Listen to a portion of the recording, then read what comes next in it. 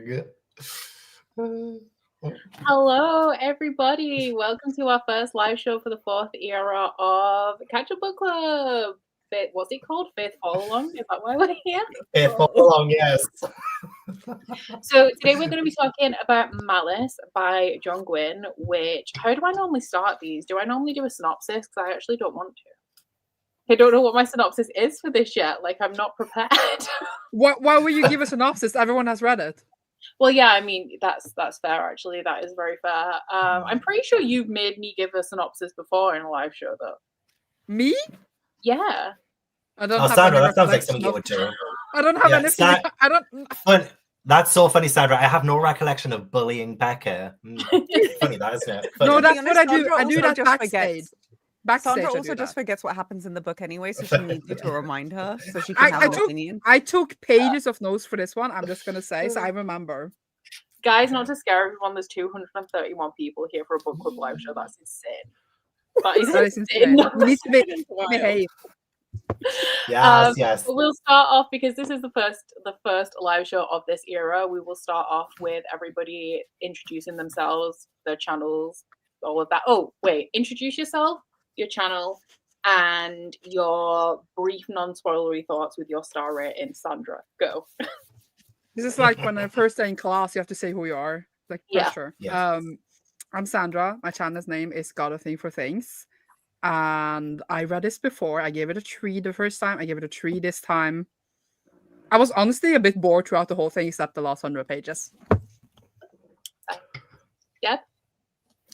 I'm Deb. My channel is DG Reads, and this is also a reread for me, and I really, really enjoyed it and gave it a 4.5. What did you give it the first time? I'm not positive, but it was a 5 on Goodreads, so either 4.5 or 5. Okay. Zaf? Hi, I'm Zaf. Not really my real name, but we're going to use it anyway. My channel is The Psychonics, and I like books. And my rating... Sorry, we haven't done this in a long time. My rating for this is like a 3.5 at the moment, just because it's really new, and it's usually the first book in a series tends to be really hard for me. So, and I usually go up over time, so we'll see. Hopefully up. Gav? I'm Gavin from Gavin Reads It All, and this is actually a reread for me as well.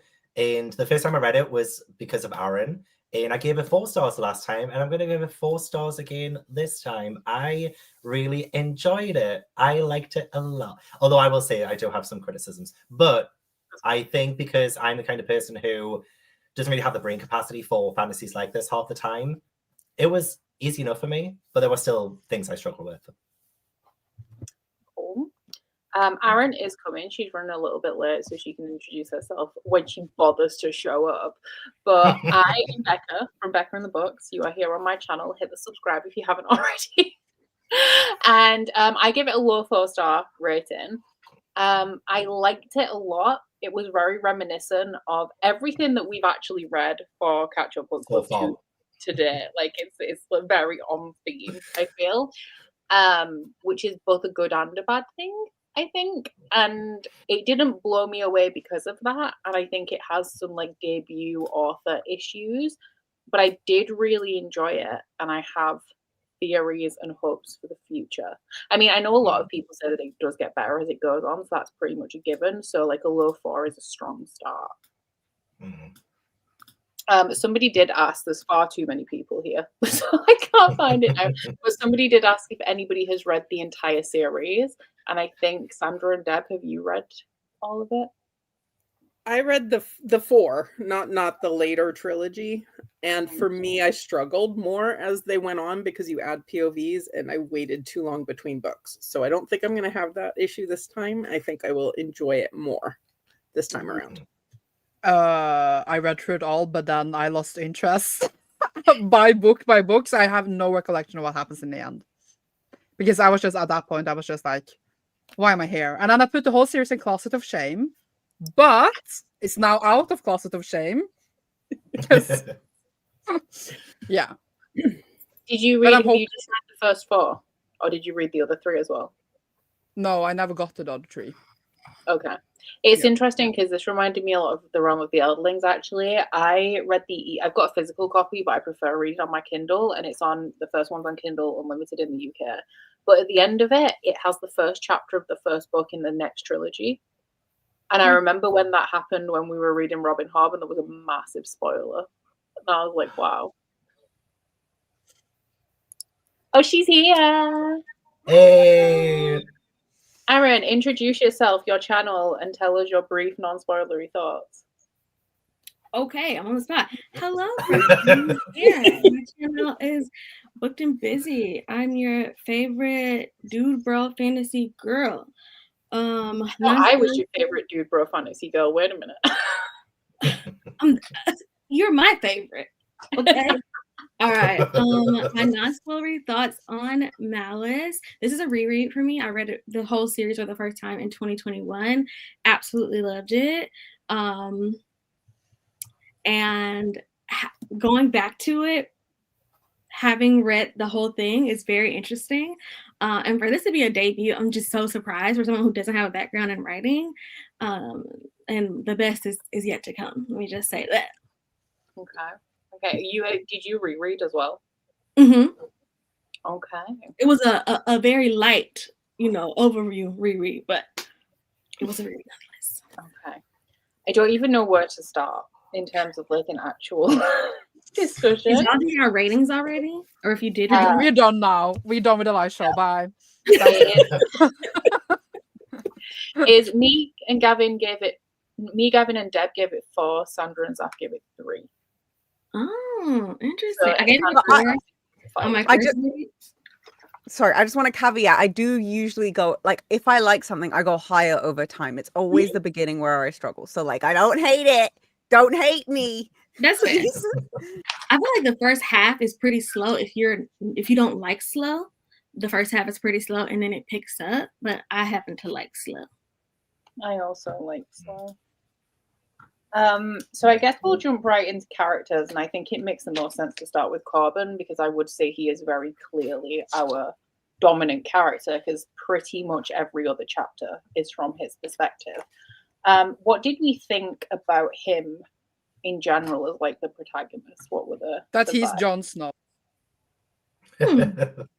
Okay. I could see why you would think that. Especially with the like the kind of night watch thing, but it's like the long night kind of thing, swearing, fealty, and all of that. I can see it. I can see the vision. And the wolf. Have you read Assassin's Apprentice? And the wolf. Yeah, I think there's going to be a difference here in the people who have read like The Realm of the Eldlings and the people who haven't, because I'm like, he's fit chivalry Farsia. He spits light, like 100%. He spits light. I see. I was getting Fitz and John, but I'm just feeling like that. Why there's like this specific archetype I'm starting to see be built of just depresso white boy with a dog, and he gets bullied in some form and just goes through a bunch of shit, and then like probably is going to turn out like all right in the end. Like that's the kind of vibe that I eat it up every time. Love a sad boy child. Ooh, love it. But I have a question. With a happier childhood, though. Yeah, Happy I have a family question because I haven't read Realm of the Elderlings, and I can't. With Jon Snow, I know that his family is like pretty troubled, but with Corbin, he has like quite a lovely family. Like his family are really amazing. Like one of my favorite things about this book is the family dynamic with his mom. I love the fact that he calls her his mom, because I was like, that's what I call my mom. You know, that's genuine, that's authentic. But also his dad is standing up to his brother. No, he doesn't, honestly. And I felt like, oh, this is the kind of dad I wish I had. You know, this kind of dad I wish I had. He actually stands up against Rafe and all of that. Oh, yeah. And then his sister is so cool. Like, so I feel like Fitz, I haven't read Realm of the Eldlings. I imagine Fitz doesn't have that kind of family dynamic at all. He has no one. does John, really. That's terrible. So bless him. Oh, bless him.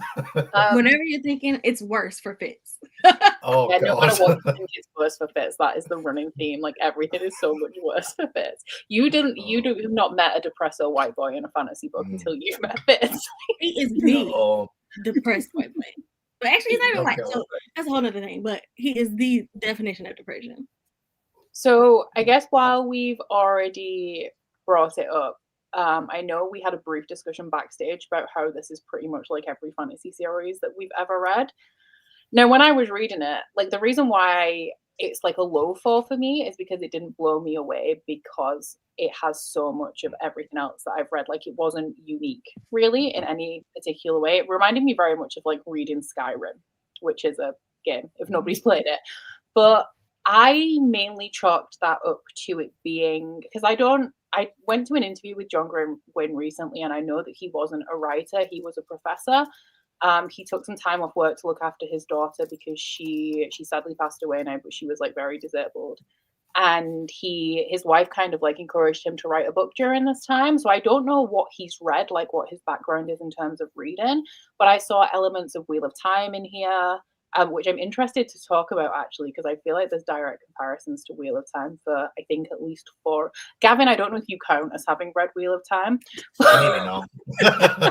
Maybe There's 4 not. of us here who have read a significant amount of Wheel of Time. I know Zach hasn't. There's obviously like comparisons to Game of Thrones, Realm of the Eldlings, First Law, but is that just because First Law is like Game of Thrones in a different font? I don't know. But I kind of put that down to them all being inspired by the same things and like being set. They're all like very UK coded. So it's all like Old English, like Welsh, Celtic, Gaelic, like Viking influences in here. And I wanted to get your guys' kind of opinions on that because I know a lot of you are like, this is like so basically something else.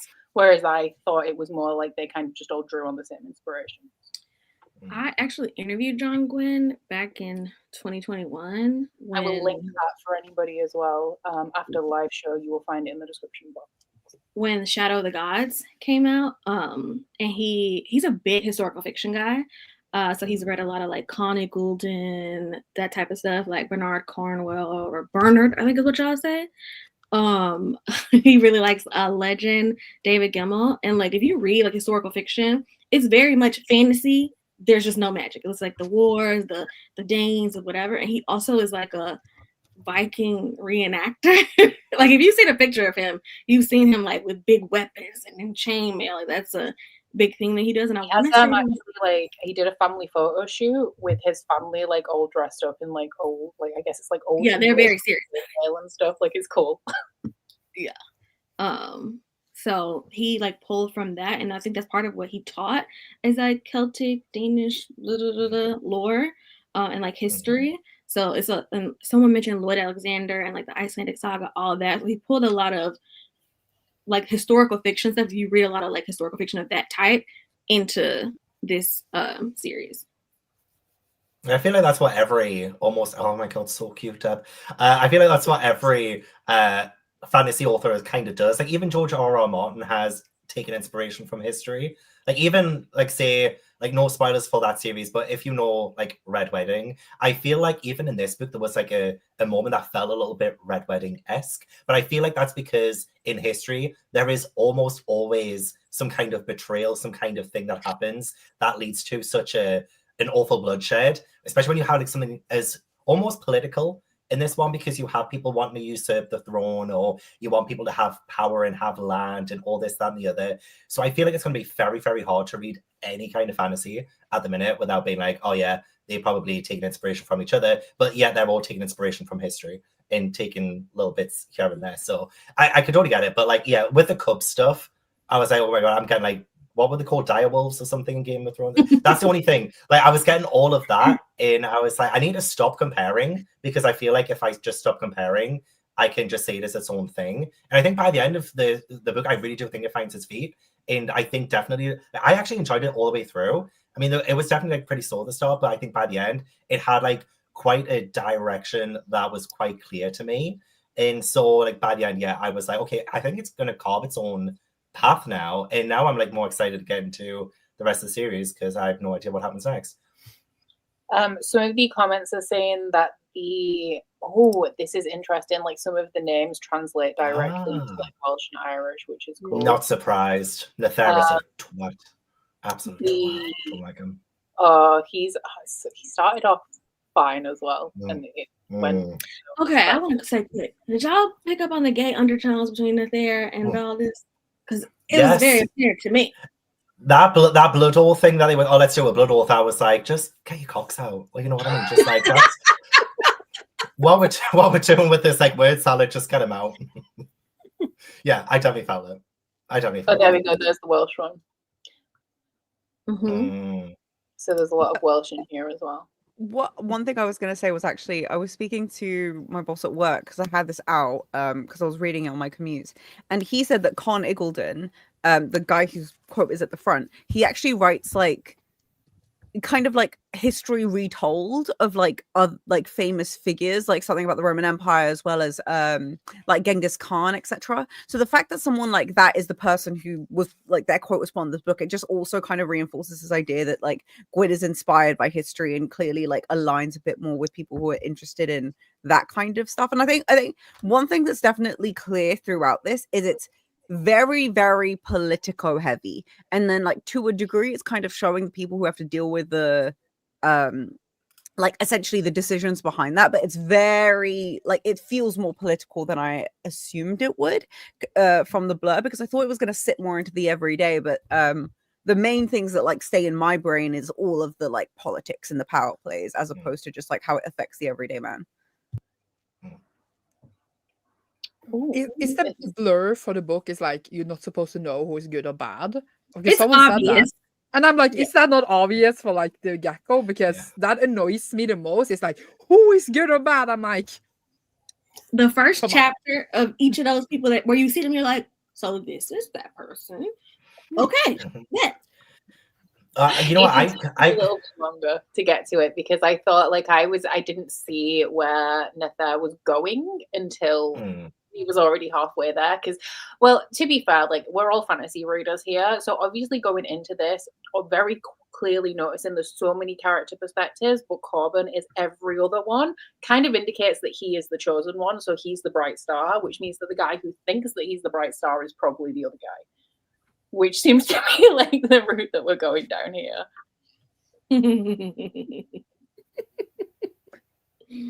The book is not soul. Yeah, I mean, to be fair, I was kind of hoping that we would see, well, in a way, you kind of can see from his perspective, not a big devil's advocate, but like he is vying for his father's affection. Like you can see he has like some daddy issues. He feels a bit inferior. We all. And so, I mean, preach, honestly, definitely, absolutely. Which is why I felt some kind of relation to him to begin with. But then, I think it was when he was starting to say, because he says too often we are shackled by tradition, by ways of doing things. I say that it's results that matter, sacrifices must be made for the greater good. That was my turning point for him, because I thought up until that point, he would probably be a little bit on the fence. But then as soon as he says sacrifices need to be made, and then 2 chapters later, his dad's dead. Oh, sorry, are we in the spoilers now? Yeah. I guess wow, it's too late now. It's true. I'm so spoiler alert. I know, right?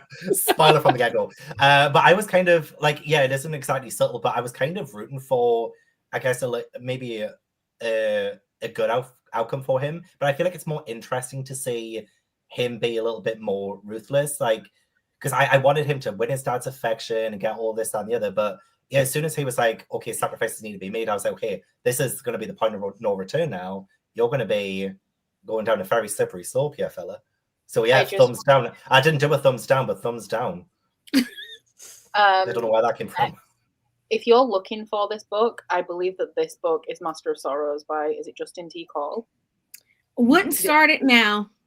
Yeah, it's a 10-book series and only 2 are out, but that is essentially like a Fitz-like character, but it's also a villain origin story, so he is the bad guy eventually. I really like that one. I liked it when I read it, but then it's been 4 years, and then he went through a divorce, and it's supposed to be a tetralogy with like 3 series. Yeah, because I thought the 3rd book was coming soon, and then I see it's not out yet, so now I'm just sitting here like... Yeah. I haven't started not knowing that it's like I'll wait a while, but I've heard that it's very good, very much in line. If you like things like this in the realm of the Eldlings, then that is the book for you. In terms of what Gavin was saying, my turning point for him was the point where he was talking to, is the guy called Calidus, And he said, like, oh, they call you this and they call you that. They call you Kinslayer. They call you Kingslayer. And I was like, cool, well, he's going to kill his dad then. And that's how I knew that he was the bad one, because I'm like, well, your dad is, like, fine. And also I think that kind of killed the mystery before it was unraveled, where obviously he pinned the death of his father on somebody else. And I was like, well, no, it's obviously he did it, because they've already said to him, like, they call you Kinslayer. Yeah. So, and I'm surprised, actually. The knife missed all of his vital organs as well. Like, it was just too convenient. Yeah. Too convenient. Very much. Veridus is the guy that is with him, isn't it? Yeah. He's the one who's always a POV. I am interested to see whether he comes, like, what side he comes around to, because he's very much blinded by Nithar at the minute. But I see potential for him to come around, but because of the situation that he was in at the beginning of the series and how much, like, Nithar has done for him, I'm not sure if he is going to come around or whether it's going to be an issue of loyalty. But I mean, he was there when they were saying the Kinslayer thing, so it couldn't be such a great surprise to him that, like, he also kills the person who Nithar said, oh, he's the one who did it, you know, the other king. So I feel like he, the Veridus even, I think he's sworn this blood oath, of which he did gladly. And Aaron's going to sit here just like, I know everything. But, like, I feel like it might come to a point where Veridus sees Nithar's maybe too far gone. But he's already sworn his fealty to him. So I don't think he'll be able to just do what's right. And, you know, what's right to him might be what's right by Nithar. So, and they might be blinded by it. I don't know. Might be blinded by Liv. We got Camlin's POV, and he was the one, right, that switched sides because he saw things going wrong. So we see that characters can kind of make moral choices and change sides on them. But I think it's going to be harder for Veridus to get there. His purpose in the story as well is to narrate Nithar. Like, that is the reason why he's around. Yeah. I was just looking, though, because every perspective we get is actually somebody who is good or ends up on the right side, apart from Veridus. But then there's also Evnis as well. Are you sure about that? Yeah. Very much not great. Well, and then we had one page from Ventos and the merchant guy. He got a POV chapter for one page. He reminds me of that. To get him. Let me just pre-warn y'all, for those of y'all who have not read the series, there are more POVs in every single book. I think book 4 has 26 POV characters. So, I wouldn't recommend just solely listening to it on audio unless you've listened to, like, a Stormlight on audio. But even then, it's significantly fewer characters. And it might be like a page or two, next person. Each book, like, increases more and more and more characters that are getting POV chapters. Do any audio the first time around? Bad idea. Get POV characters, like, are some of the ones added ones that are already side characters, or are they all new characters introduced per book? Oh, okay, cool. But he's gonna kill some, right? That annoys me. Okay. I mean, probably it's a fantasy, but I was gonna say, like, it annoys me that all the chapters are so few. Like, there's so few, so short. Sorry. Because, like, every chapter was like 2 pages, and that annoyed me the most because it went too fast. I needed more time with one character. Like, this is the first time, Sandra. This is the first time I've ever heard anyone complain about short chapters. Like, everyone loves short chapters. It was super annoying because, like, it was super annoying because we kept switching the whole time, and I was just like, "Can we not switch constantly?" Because I keep forgetting who we are. Because, like, we switch every 2 pages. I'm going to agree with Stan here. I did not find this difficult to follow because we've been reading Wheel of Time. Like, Wheel of Time has so many more characters, and some of them are very irrelevant. But in Wheel of Time, we are with one character for 1 hour or 4 hours or whatever in the prologue or whatever. So we are with them for a long time. And, like, Perrin is like 200 pages before we switch. Here we are with a character for 3 pages. But they're all what you want in book 2. And they cycle, apart from the merchant guy, they all cycle around pretty quickly. There's only the merchant and who was the last one that I wrote? Castell doesn't have many. You don't have to worry about getting Castell and Veridus confused anymore. Yeah, but it was a cliffhanger, you know. We don't know what happened. I feel like we need a game of are they dead or dead with some of these characters. Yeah, that's true. There were quite a few character fates up in the air, but I do think Castell is dead. I think Jail, Yeah, he seems dead. Jail He killed. was just What a stabbed. It's not bastard. sure he's dead. Mm. I don't know But you if just he never know. is dead. I don't know. I don't know. I know that some of the characters that we think are dead are not dead because I had to mute the Discord today because people have already started book 2 and they're like, I thought this character was going to do this thing. And I'm like, oh, well, I thought that character was dead. So I'm going to mute you. I don't Oops. remember it well enough to remember who's dead and dead. My rule of thumb for dead is if we saw the body, dead.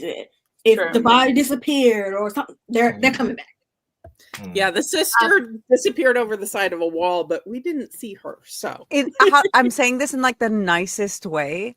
She's kind of the only person I care about, and I know she's not dead. Like, there's no way in hell you're gonna make her go out like that. Like, shut the fuck up. She's way too much of a badass this entire fucking time. She Yeah. Her and Gar are my like the two characters throughout this. I'm like, I love them both, and I'm Gar?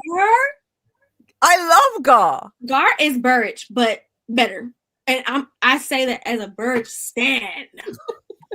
Listen, yeah, there's some like unhinged things I could say right now about that man, but my mom's in the room, so I'm just gonna keep my mouth shut. But just know it would be open if he was around.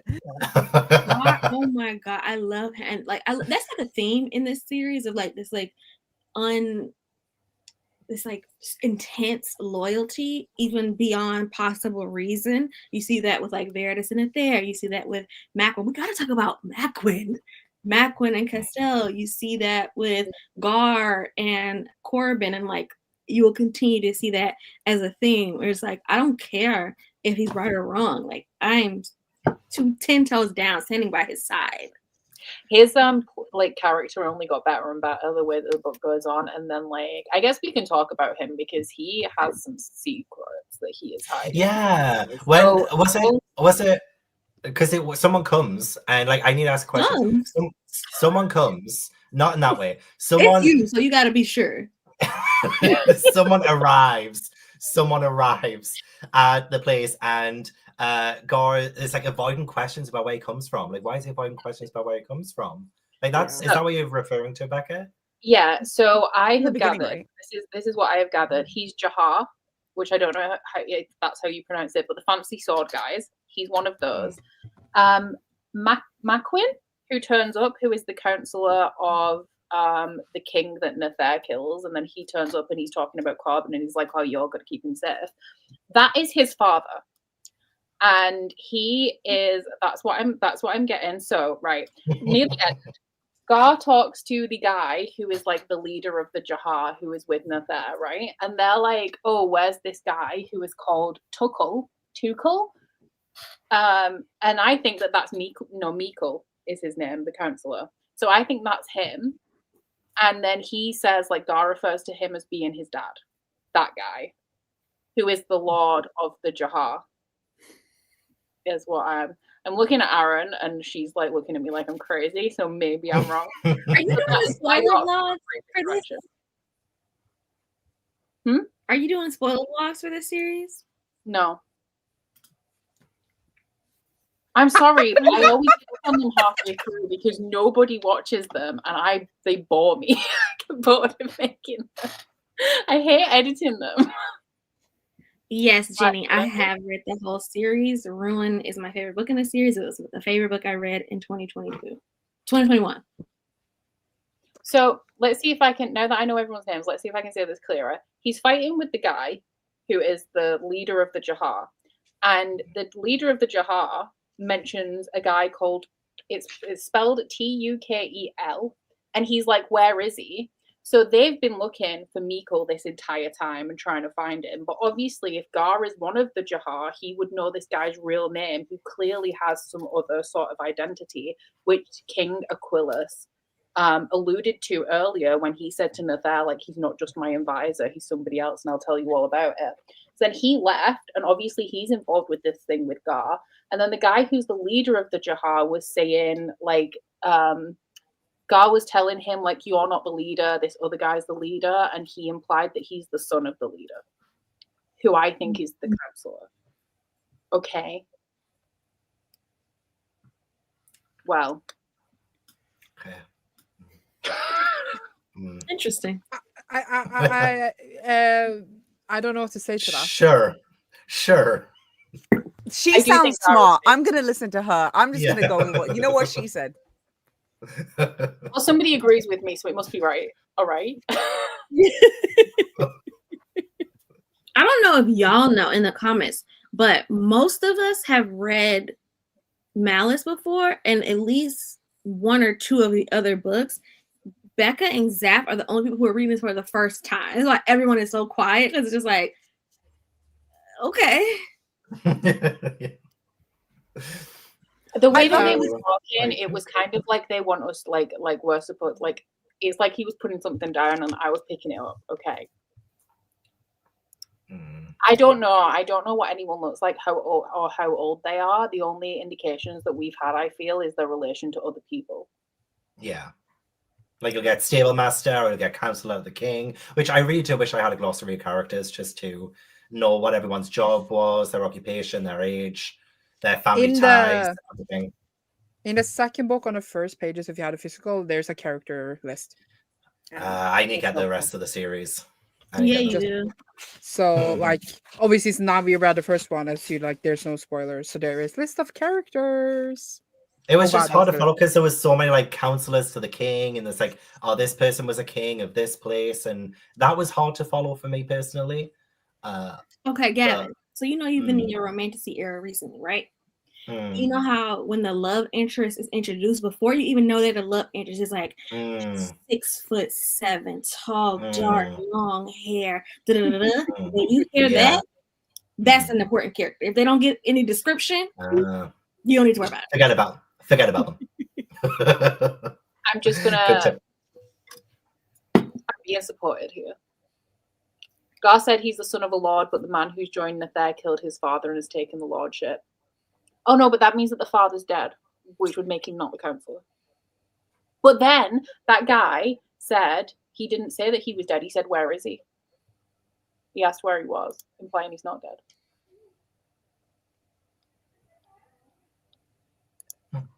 I agree with Alyssa Lawrence that I can't picture any of the characters. That's fair. Well, with this book, I don't think it's very like detailed in terms of character descriptions, because I did read The Eye of the World, and I do remember that being quite descriptive. And that's probably one of the few things I remember about it. But with this one, it was definitely like the kind of opposite of it. I feel like with John Gwynne, he didn't want to bog the book down with description. So maybe that was one of the reasons why it was a little harder to picture people. But I didn't mind it as much. But I do wish there was a little bit more atmosphere, because there were some good atmospheric scenes in this, like the scene when there is that tomb and the giant's corpse is in it, and then they get attacked by a giant worm and stuff like that was really good. And I thought, oh, we're getting some description here. But there were a lot of other times when there wasn't really a whole lot of that. The giants are important. There was quite a lot of focus on those giants. Is there going to be a lot of importance with the Drake's egg? Because didn't Nether get that? They gave. Is he not already writing it? I think that kind of indicates that he. Oh my god, is that what's in the boat? Yeah, that's what I thought. That was in the boat. Sense. His pet. Yeah, that makes sense. So I found the quote thanks to Bex, who told me what page it's on. So the guy that I can't remember the name of is called Samua, who's the Lord of the Jahar. And he says, "I am Lord of Telesar, Lord of the Jahar, Lord of you, am I not?" And Gar says, "Tukul is my lord." And then Samar says, "He was always misguided, not equipped for this calling. Tell me, where is he? Is he here in Duncarrig? Arden? Has he just abandoned you?" And then Gar said he would not do that. And then later on he says, "You were ever the honeyed talker. You may have fooled my father with your false tongue, become lord in his absence, but you never fooled me. Time enough for words when my spirit has crossed the bridge of swords. Until then, I shall let my blade speak for me." So I think that they're supposed to be connected to the bright star, which is how they would know about Corbin. I don't know how they would know from him being born that he was the bright star, though. But then also, why would some of them ally themselves to somebody? Right, okay. They're like the Aiel in Wheel of Time. That's all they remind me of. Because then also we have the fact that obviously the Aes Sedai had that prophecy in Wheel of Time about where the dragon reborn was going to be born and then like protecting him and all of this stuff. But then the Nether reminds me a lot of Logain, if we're throwing him back to Wheel of Time. And the way that they're supposed to be, because they call him, what do they call him? It reminds me of because they call the Dragon Reborn, because it's like a mild spoiler, the Karakan, which reminds me of the fact that they call not Corbin, Nether, the whatever word it is in Welsh, was it? Irish?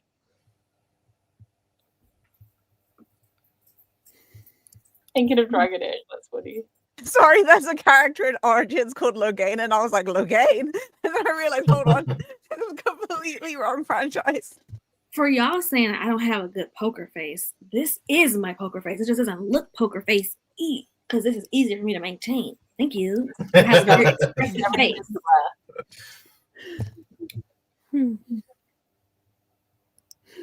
Maybe a bright star did appear about Corbin's time when he was born, Jesus style.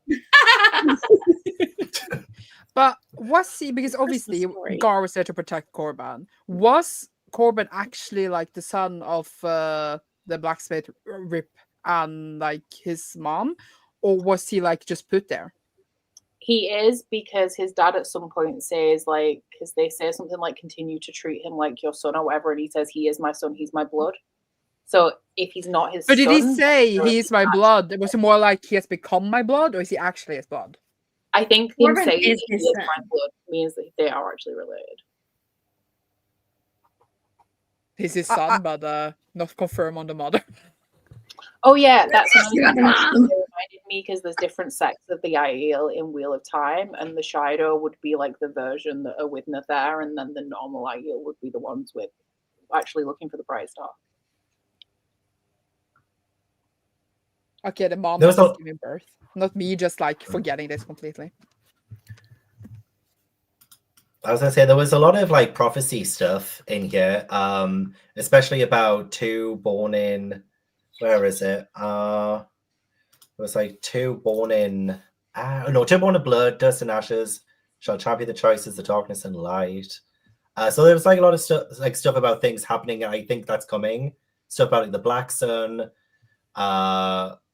And I'm just wondering, because with Nether saying that he is the bright star and stuff, I just don't know if I believe it. I don't know who I believe is all of the bright stars and the black suns and the yellow flowers or any of that. I'm just... Wouldn't the black sun tied to the eclipse? And we did see Nether faint because of the eclipse and blackout and everything. But so did Corbin. He also faded.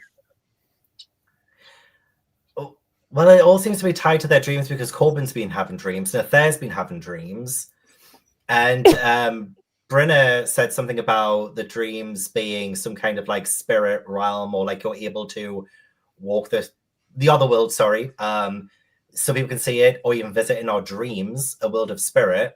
And I just, because both Nether and Corbin are visiting it in their dreams, I imagine, if that's what Brenna is saying about it. Are we having a second Talon Ali Rod or whatever it's called? I think that in terms of the dreams, I think Corbin is visited by Azeroth. I don't understand the relevance to the eclipse, and I found that just kind of came out of nowhere, that whole dream thing that they both had, and then just like disappeared. But I think it's Azeroth is coming, which reminds me of the guy whose name I can't remember in Wheel of Time, who just like appears to people and says spooky things, but doesn't actually appear as a person because he can't.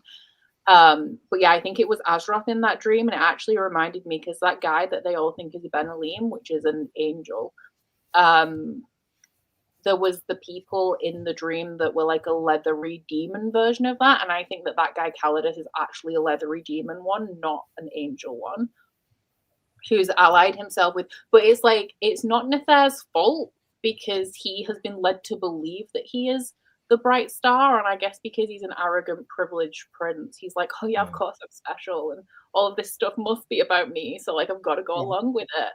Whereas Corbin is obviously like the more honest of the two. And I think the thing that's maybe supposed to throw you off between them is that he has a Wolven, and the Wolven were part of like what the Giants made, and the Giants are like bad. So like because they both got a creature and they're both bad creatures, that's supposed to be like, oh well, maybe Corbin's the Black Sun, but I don't think that he is. I think it's interesting that you all are collectively assuming that because they are the main characters in this book, that they have to be the people in the prophecy. Interesting indeed. Well, I feel like John Gwynne is leading us down that path.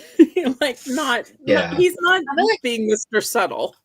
I've heard Becca make this, like Becca lives rent free in my mind. Like I hear her voice, and I'm also very psychic when it comes to her, and she'll tell you it's kind of strange sometimes.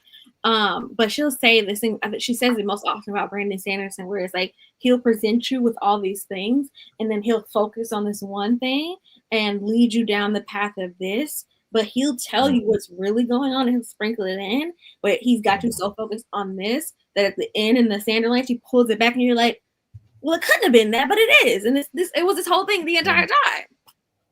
Well, Samir in this book does say the prophecy's been wrongly interpreted before, so that could be literally everything that you probably think in this book is probably going to turn on its head in later book because it's been wrongly interpreted before. So the prophecy grows as the series goes on. Like you get more of it.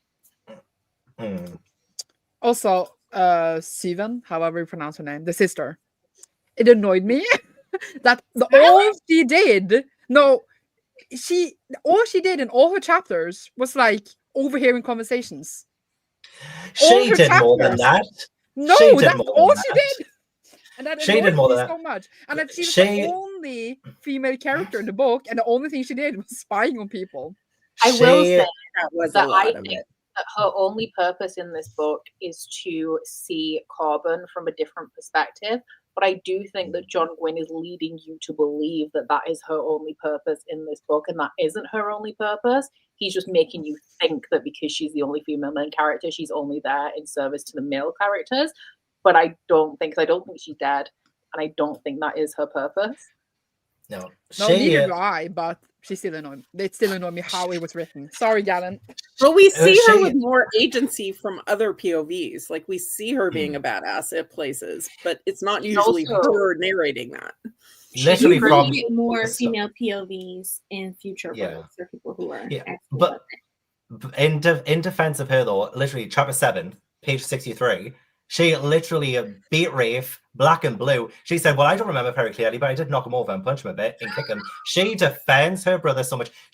We have Corbin, the main character, right, who is the person who maybe should be the one who is stand up for himself. He is the focus of everything. But it's his sister who actually, stands up for him and stands against his bully.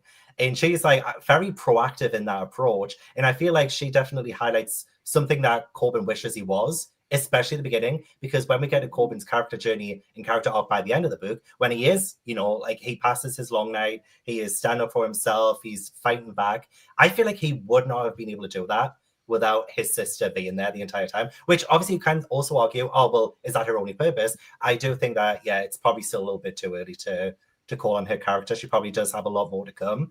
But I honestly loved her. She was one of my favorites. I also just want to add on to that. I feel like I do understand where you're coming from, Sandra, but another part of me kind of feels like it's a situation because of where she's placed, like, and the situations she finds herself in. She's valuable in giving us a lens to other situations, and in a way that Corbin really can't. He doesn't have like he's not as suave as her. He's really fucking clunky. He's kind of stupid. Love him, but she just seems like so much more like wise. And I don't know how old she is. Like, I don't know if it was said. Like, I know she is the older sister, so she's like considered an adult woman. So he's 16. Yeah, he's 16, right? And then she's 14, I think. 14. Well, he's 15 by the end of the book. I know a year passes. Because he's still a child until he does the long night. Like he's because they said that you do the long night when you're 16. No, okay, maybe I'm just getting that part wrong, but basically she's like, I don't know, I just appreciate that she was just giving us a different lens, and the fact that like she's kind of navigating this weird situation. Also, sorry, can I just say I really love that relationship she had with that other girl, like the chemistry. Like, what was her fucking name? Who? We have a few Donna? people getting gay vibes. Yeah. I did not get gay vibes there, but Okay, maybe it's maybe because I'm so she's ready grown for gay. up. And also, Maybe. she's great. I'm just tired of a She's- girl who like always has to stab people. I guess I'm just like, why does every girl have to be not like other girls that has to stab people? That's the one girl perspective we have. Well, I wouldn't say she's not like other girls because, like, based on our view in society, like the women aren't like demure and like stay in the house, like they do whatever. And I also feel like in a lot of fantasy books, if the girl isn't the main character, the assassin, she's like a damsel in distress or she needs to be saved. In most fantasy books, we would see, even if he is the younger brother, we would see Corbin standing there for her. But it kind of throws like all that on his head because the chosen one, he never has any family, or if he does, he's an orphan, or they treat him like shit. And Rafe and his dad picked the wrong person to pick on because every single person in his life was like, I got the business for you. Like when we talk about the power of words, they understand. You know, I'm talking about my son. And we do learn at the end that she learned the knife throwing from her mother. So her mother wasn't just a housewife either. She was throwing deadly blades. They were making all the men uncomfortable. You do. I'm on the same group too, so it's okay. I think the main takeaway from her perspective that made me realize that she has so much potential is the way that it was established many times that she's a better, I guess, not a warrior because she can't be a warrior, but she's better with weapons than like a lot of the boys that she's training with while Corbin's training her. It's mentioned multiple times, like I think in the Jahar. Is it the Jahar that has women in it? And also the fact that she's always like, oh, it's so annoying because like I actually do have some skill, but I just can't be a warrior. But then she's not annoying with it like some characters like that are, where they're just, you know, like where they're just constantly complaining that they can't have that role to the point where it's like obvious that they are going to have that role. Like it's a little bit more subtle than that. But I do think, especially because she's on her own now, I think she's going to have to step up and be independent, but also maybe not be like a assassin or a rogue, but to get back to her family, if that's what she's going to do, she's going to have to obviously like turn into a little bit of a huntress to get there. Which gives me such Arya vibes from Game of Thrones, honestly. But Arya in Game of Thrones was starting to piss me off, so it's no real. Well, go Sandra's. Let's talk about Thanon. Oh, I love Thanon. I love Thanon so much. If you, I'm not gonna spoil Winning Truth, but if you've read Stormlight, you know that like nobody has a good dad in Stormlight. Nobody. No, but Zach, his father, does not play about him. And this reminded me, obviously I read it before, but it's reminded me so much of that because I feel like even in fantasy, we see good moms, we never see good dads. Never see good dads. And like him telling him he loved him and that it's okay to cry. And like it's super freaking hard. You can, if you're sad, go cry. It's fine. It's interesting as well because like because I've like been to a John Gwynne interview, like I said, and you can tell that he is also that kind of dad. Like the impression that you get from him as like a man is that he is like, he's not like about toxic masculinity and stuff, like he is that person as a father. So I think that was really cool as well. And something I think that maybe played into the portrayal of Corbin's dad in here is the fact that like him being a father is the most important part of his life. And so I think that the positive representation of parental figures in here. This book is literally the book is dedicated to his children. Like I do feel like he's the kind of person who is proud of his children, and you could feel that through that because even Thanon says directly to Corbin, "I'm proud of you." Like, and we've seen Corbin mess up so many times and not like exactly stand up for himself, and maybe not be the typical fight back kind of guy that you would expect from a story like this. But Thanon's just like, "Look, you're my son, and I'm just proud of you regardless." So. I agree with that so much. And one of the reasons why I do love this book so much is that dynamic between them. It's so good. One thing that I find kind of interesting about all of that and these family dynamics, like again, as you said, like this is the first time we've seen an actual healthy family dynamic for a boy who's meant to be that typical dude bro protagonist archetype, is the sense that like the more you have, though, it means the more you have to lose. And I'm so curious as to if the book does actually go into that. Because I don't know if this sits as grimdark. Like I don't know. I don't know if this sits as dark fantasy either. Like I don't know what genres this series sits in. There's obviously fantasy aspects because of the giants and all this other stuff, but and like the blood magic. But I am kind of curious as to the extent that they're willing to go with that, because it's like we with the sister, like obviously she's gonna come back. Okay, it's giving like the beginning of freaking that other series we were reading where the guy like falls out of the thing and then he's fine. The dude, 9 Fingers, whatever. I forgot what book we read last time. Logan, right? Logan 9. Yeah, thank you. Sorry, Aaron, I'm sorry. But no, in the sense that like, oh, if someone just like disappears like that, then they're probably alive, right? But I'm kind of like, we've already lost the dad now. And like the mom had something that she wanted to say at the end, and I'm just kind of curious, like, yeah, she's a badass, but is she gonna fall? Are we gonna slowly see maybe Corbin twist? Like, and that's something that I'm not gonna lie, like, as much as I love a character who can stay good despite what the world does to them, I love a character who kind of starts twisting their own morals because they're trying to do something that's a bit better at the end. And like where the way kind of Corbin's been characterized throughout this beginning, I'm kind of like, okay, he maybe it's just because like I'm Odyssey brained right now. I'm just like, oh, I would love it if like he just has to go through a bunch of crazy shit and then he has to make like crazy insane decisions to like somehow get back to his family or at least get back to his sister or some shit like that. I don't know. I do. Speaking about the sister, I do think I like her more on her own in the next one. That was all I was gonna say. The next one is Macwin's book, and you get the least amount of Corbin in the whole series in this next book. But Macwin, he's the older warrior that's with Castell, right? Yeah. I think the interesting thing for me about Corbin and the whole thing of him potentially being the bright star and the fact that he's obviously been protected by Gar and also Brina, who I think is actually my favorite character in this book. I want to know how they got his parents on board. Because, like, obviously they're people who come from organizations or, like, groups that believe in this shit, but the average person does not. So how did they come to this place and go, oh, by the way, your son's really special? Even though aside from the fact he's particularly talented when it comes to fighting, he's just a normal boy. Like, how did they actually convince them to take them seriously? Maybe they didn't have to be convinced. Maybe they, came to this small town to look and seem normal and in a safe, secluded environment. Also, Gar is with Corbin, but he was with that family, and that family has more than one child. But it would be odd if he was always an older man with a young daughter. Just saying. You know what? Aaron is like giving like a seer from ancient Greek mythology right now. Like she's just like, I see the future. She's like she's speaking skeptically. Aaron is Bruno. I love when he like went to her house to like steal some shit to show those boys, and she was like, "How dare you!" But he like, show him. But you come back here, you're gonna clean. You're gonna sweep these floors. Because why would you do that? It was crap. The crow being like death, and I was like, that's a little extreme, but I love you. Crap was so good.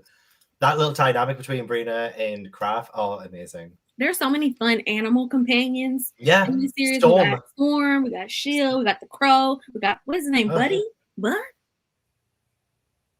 Oh, the dad's dog. Yeah, Bidet or something. Oh, sad.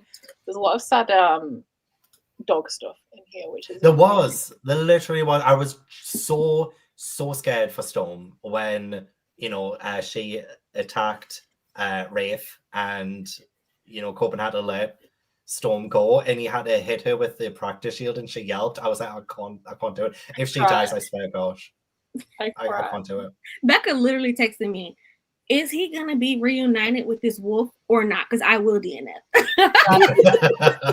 And she was like, what do you need to know? I was like, do they actually, like, I don't want her to come back and, like, sacrifice herself for him to live. Like, they need to, like, actually be properly reunited and live together happily forever. And she was like... But what if she said no? Would you actually do enough? Maybe, yeah. I typically, like, your own read-along. I don't even want to know if you rated what you rated a book.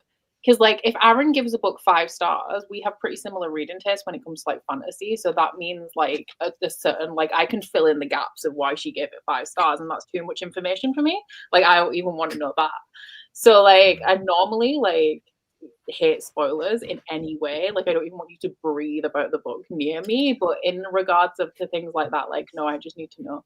It's like I was watching a K-drama recently, and I got 4 episodes from the end, and I couldn't sleep because I didn't know what happened. So I had to read the synopsis of the last 4 episodes to make sure that it was all going to be okay, so I could go to sleep. Okay. You know what? A connection I just made. What? Oh. Corbin and Storm and their dynamic and like how they meet and like how that comes like up later in the story is very similar. Well, the later came later, but this and that wolf and the Will of the Many.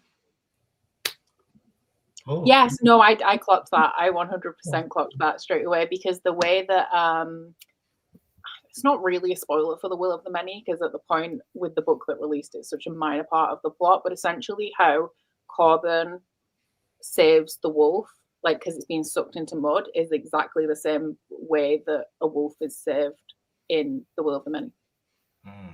And then later on, the wolf comes back to save him, and it's like, oh, my wolfy pal, what's that? Are you gonna kill me or are you gonna help?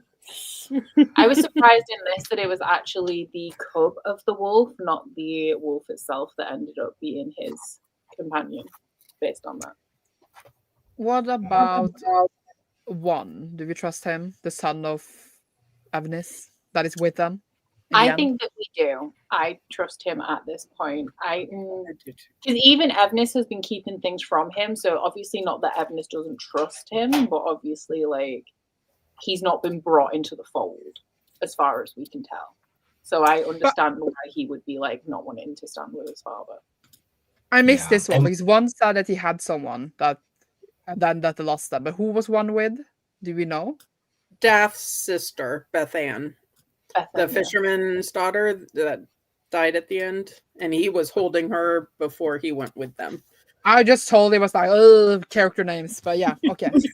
But yeah, I was just was he gay? But then apparently no, so never mind. He I think right now his motivation is with Daph and the father about getting vengeance for Beth Ann over siding with his father. So I'm trusting him currently. Part of the contention between him and his father was that he wanted to marry Bethan, and his father was like, absolutely not. So they were already kind of fighting anyway. So I feel like this, especially because she died in the conflict, is like a final nail in the coffin for their relationship. Yeah. I know somebody in the comments said that they hope that Rafe has a redemption arc because his father's abusive and that obviously influenced himself as a person. But Daph's father is also like an alcoholic, but also like he's hit him before within this book, and he's not an asshole. So yeah, the way that Rafe, sorry, go no, you go first, Kat. You go. I was just gonna. Thank you. I was gonna say, like, just with Rafe, he just came across as such a typical cartoonish kind of bad guy who he kept doing all of this bullying, and I was like, why though? Why? Like, even if he does have this complex backstory with his father, I didn't feel it. I didn't feel, yes, his dad's an asshole, but I still don't understand why Rafe was like the way he was, because it didn't really translate into like any of his scenes, really. Like, it was just a dick. He was an asshole. He just kept doing things that just didn't make any sense. I think we definitely established, because of the way that his father also, especially when this whole conflict breaks out, and instead of doing anything useful, they both go for Corbin. I think it very much illustrates that he has harbored, like, they're the same person. Like, he is who he is because he's his father's son. And I do think that there is potential for him to change, but I have no interest in seeing it. Like, so more than anything, he's jealous of Corbin, because everybody in the world, all of us can see how much Corbin is loved and cared for by his father, by his mother, by Gar, by his sister, and he has everything that he wants, even though he's younger than him. Like, it's very clear that Corbin is going to be X, Y, and Z or whatever, and it's like, he's younger and smaller, so assumedly he's someone I can safely pick on.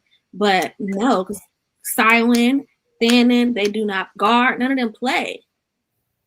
They also they both have similar like status, I think, within the fortress, because Corbin's the son of a blacksmith and he's like the son of a hunter. So They're the kind of thing where like they will have been directly compared to each other because they would have grown up like very much in the same, not even within the village, like the same circles, but within like the actual fortress and the important people around the king. They are like the sons of those people, which I think hammers it in a little bit more. Was that pun? Because Brennan, apart from at the end where obviously he's dealing with a lot of grief after his wife has died, so he's like disinterested and doesn't give a shit about anything. Up until that point, he seems like a decent king, so it's really annoying that he was putting up with Rafe and is it Helfax, Rafe's father's bullshit as well, because it's like, well, you can clearly see that these are terrible people. Like, why are you like supporting and endorsing this behavior in general? Boys will be boys. So that's the thing, right? When it got to that whole bullying sequence, I'm not gonna lie to you, the way that my eyes just like rolled so far back into my skull that they just came out of my ears, it was just like, I was like, this is the most typical bully sequence ever. And I'm not blaming Gwynne for it. Like, fair enough, you wanted to make a bully, but I was just like, the reasoning is pathetic. The psychology of him is stupid. And I've seen it 1,000 times. And I was so fucking tired. Oh, of course you're going to go after the one guy who, like, isn't going to fight back for whatever reason at this point. And I was just like, I think because also at this point, it's like, again, I was like, oh, you're trying to get, this is the boy with dog. And he's like obviously over time with the whole thing with the Wolven happens. But it's like, it just felt like, oh, great. I'm dealing with properly like, oh, he's so sad within himself, another boy, and he's being bullied. I'm going to see him rise to the top. And it's like, don't get me wrong. I still like love oh, kitties. Sorry. I love a story of someone developing over time. But I was just like, Rafe is so uninspired. And I get it, like, especially in dynamics where like physicality breeds the idea of how people sit within a hierarchy and how important people are, as well as especially, yeah, you have, oh, you're in an abusive situation, so you want to use your physicality to like feel like you have power in these other situations because you're so desperate to feel like you actually matter. Cool, I get it. I've seen it 1,000 times, so I don't give a shit about Rafe. Like, I literally hope he dies and just gets humiliated and pisses his pants and shits himself. I support that 100%. Same. Just to clarify, I said aside from the end, so everything leading up to the end, because realistically, the king knows who these people are. He knows that Rafe is a product of his father. He also knows that there's precedent here and that Rafe is constantly attacking Corbin. So instead of entertaining this bullshit, why isn't he like, you need to get your son in check? Because this keeps happening, it keeps being a problem, and every single time it's escalating. Like, every single time this is coming to my door, because it's always it's an inconvenience for him, if anything else, because it's constantly brought to his attention every single time they have a fight, and every single time they have a fight, it's always Rafe attacking Corbin. One good thing that led out of that as well, though, is that Corbin was made to be honest with his mum about it as well, because he kept trying to, he felt so ashamed by it that his dad was like, your mother deserves better, she needs to know the truth and stuff, and he kept telling her, oh, I fell, I did this. So one thing that I did lead to was a stronger family in that sense. I still want Rafe to die, absolutely, but yeah, I think probably one of the few good things to come out of it was just how, because when his mum or mom like starts crying, like when he tells her the truth, and she just like has this tear because he's honest with her, and that makes her so happy and so proud of him. And it's just like that tear, like nothing is said. It just led to that like really lovely moment. So one of my favorite moments of this book was when Thanon said to Corbin, like, oh, you have to talk about your, like, you have to go and talk it out. Like, that's how we resolve things as men. We have discussions. And then he went into the fortress and he got into a fight immediately. And Corbin was like, power of words. Like, he said, I want to try talking. And that didn't work. Yeah. So. He was like, come with me, show how, like, see how adults talk things out, and then immediately within 10 seconds it was the power of words. That's what it was, the power of words. And the way Gar just kind of smirked about it and followed to see the show. Yes. A blacksmith has to be strong as hell to man a forge and this and that. Wait, isn't it that man? Yeah, I was gonna say, isn't his weapon like literally like a heavy like hammer thing, and he's just freaking swinging that thing about like crazy? Like, bro, I'm sorry, what a man! Like, what a man! It also mentions as well that Corbin's inherited that as well, because his sword is between like because he's obviously been working with his dad in the forge. Like, he's also really strong, so his weapon is bigger than a normal sword but smaller than a two-handed one, so that he can wield it with one hand if he needs to.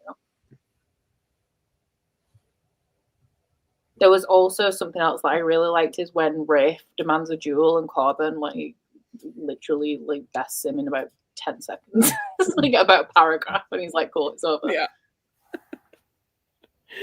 That was something I noticed. Some fight scenes were like, "Ooh, this is long." Then some fight scenes were like very quick. So again, this kind of ties a bit to the ending. The scene at the ending where like the worm or whatever appeared like in the tunnel, and it was like it's like the position of it freaking stressed me out because it like started like at the lower end of a page, and I was like, "What the hell?" Like, "Oh my god, we're gonna go into a whole scene, and all these people are weak and weary." Da, da, da. And then literally at the beginning of the next page, it's already dealt with, and I was like, you gaslit me so hard formatting. That was fucked up. That was so rude. But then also I was just like and like, oh, the dog got wounded, and I was like, oh my god, it's not gonna die. And then it's like, sorry, the wolf got wounded. But then it's like, no, the wolf is fine. And I was like, what the fuck was the point? Like, why would you do this to me? But I understand it was maybe to be like, oh, the worms are around and then nearby. I don't know.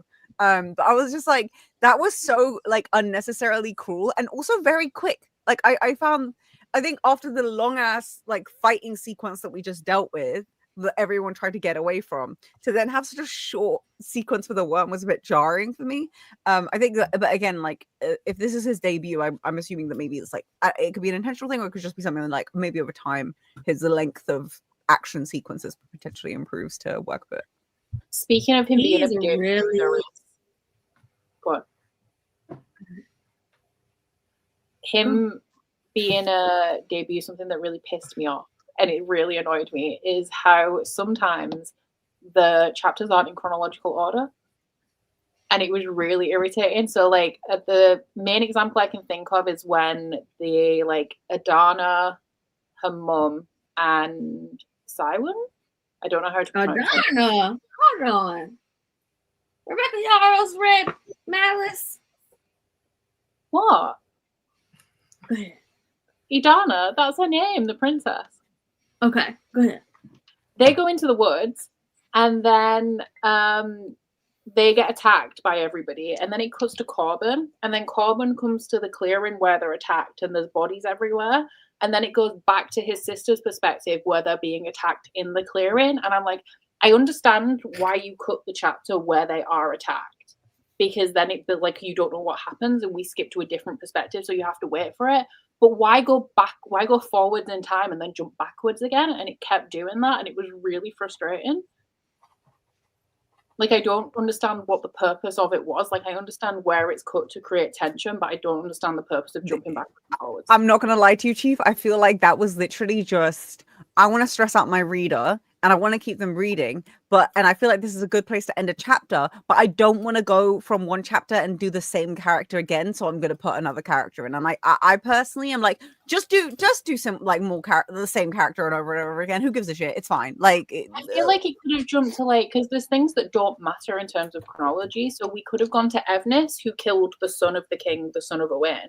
So we could have gone from Siwen to Evnis to Siwen to Corbin. And then it would have been like in order, and you would have like maintained the tension. But it happened more than in that instance. But that's the specific one where I can like remember the order of events. They did run further into the forest, but they got attacked in the original clearing, and then they ran further into the forest. So the clearing that Corbin finds is the original one that they're attacked in. And then it goes back to them actually being attacked and orchestrating to run into the forest. Neverland reader, that's just wrong. So I don't accept that. Okay. Audiobooks can be so wrong sometimes, and like, yeah. Well, at least it's not like Wheel of Time, where they decide multiple times throughout the series to start saying people's names different ways. That happens? Oh, God. Yes. Oh, someone said the Welsh pronunciation. So Cowan, is that correct, or? Cowan. Yeah, Cowan is Welsh. Welsh. It's a Welsh name, but it's not one that I know how to pronounce. Carwyn?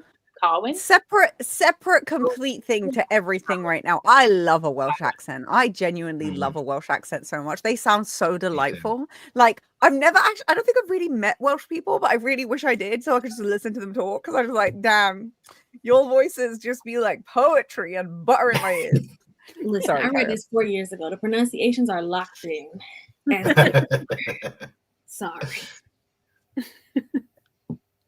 Somebody asked us to talk about Tull, who I liked, but I don't really have anything to say about him. Tull. He I was think the it's him. first Oh, sword, he knew it. first sword of Arden, the warrior that died. He won the tournament fight that they were watching, the kids were watching at the beginning, and he died protecting the queen in the clearing that I was just complaining about. The only note I wrote about him, I mean, not to disrespect him or anything, but the only note that I really had of him was that he defended Corbin's right to have Storm with him when he has, well, I think it's when Corbin has Storm at some of the training and people start making a fuss about it, and Tull actually like defends Corbin's right to have Storm.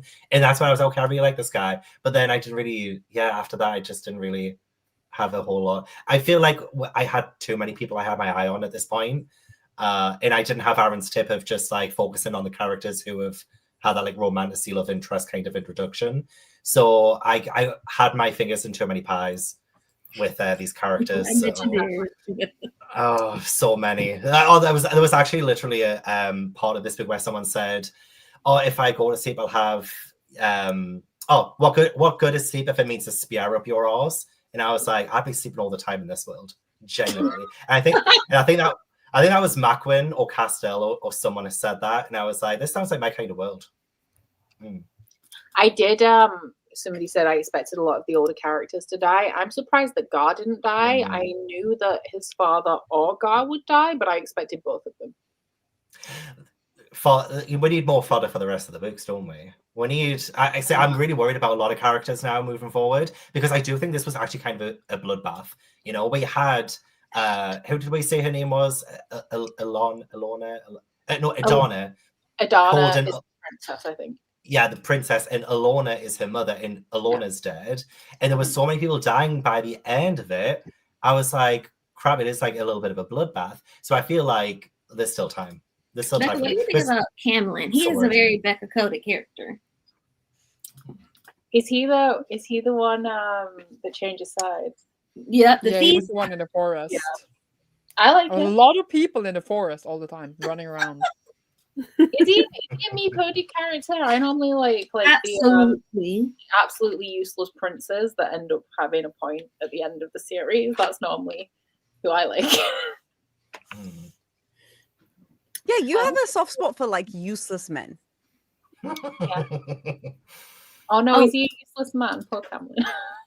Lots of different guys throughout the series. I mean, because it's a very military battle focused series, and John Gwynne is a really he will write these really epic battles. Like the best single combat scene I've ever read in my 1,228 books on Goodreads was in this series. I'm not gonna tell you where or when, but you'll know it when it happens. She does love a himbo. I do. I love a himbo. I like. She likes the girl himbos too. And because you said about Camlin as well, I was just thinking about how we had a moment near the end of this book where he was like, "Oh, I'm so glad I've got friends now." I was like, "I'm happy for you as well." Maybe he is. Sorry, on that, Hallian is hot. Hallian, whatever the frick, man. I don't know.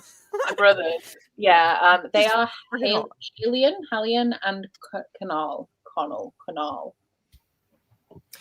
Did he say that he's now king? Is he now king of Domhain or something? Did he say by the end of this book? Said, I wrote that down. He's the bastard son of the king of Domain. Okay, because I was losing track. I'm assuming his brother is also a bastard brother, a bastard son, not a legitimate son. But they're from Rin's kingdom. Is Rin the queen of Domain? I don't know what country she's the queen of. I didn't connect that. When they went to the thing where they all met, they had a duel over their brothers. She's queen of Cambrin. I wrote this down. It was in the prologue. It says that she's queen of Cambrin. Mm-hmm. Yeah, and also I think Sandra mentioned it earlier. When you get to the second book, it has all the characters, but it tells you who they are and where they are. So it'll have this is the country Cambrin, and then it has the people you know from there and why you know. That's what I need. neighboring kingdoms, because Rin, obviously, she started a duel over them too, because Brennan gave them sanctuary, which is why Tull and Morkant ended up dueling, and then Morkant killed Tull later on. So I assume that they were from there, because otherwise, why would she have a problem with them? True. Do we think the brother who pulled Carwyn over the side, is he dead or dead? I was thinking that, because I don't think that she's dead, that Cowan's dead. So then I think that he must be dead, but he was definitely the less relevant brother. But I feel like that like his bitterness for his brother and the fact that there was such aggression in the way that he viewed his brother, I feel like there's backstory there, and I think if he's dead, we're not going to explore that. Like, I feel like that's something we need to get into a bit more. I think he was padded for Cowan's landing. I did have that. That's what I thought. That's how she survived. That was my assumption of how she lived. That was so sad. He was used and discarded like a tissue. Use him. He was on the wrong side. We don't need him.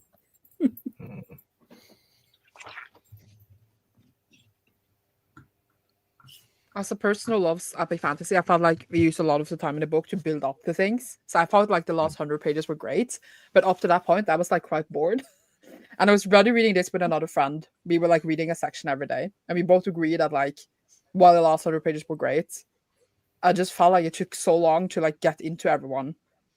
But that is also really weird, since I love epic fantasies. I know that also takes time. But I just felt like it's very much like building up to everything and not like really giving this more. blows my mind, because you're making me read the world's slowest and most I know, right? most characters in the world, and you're complaining that there's 7 characters and like 9 kings and the chapters are short.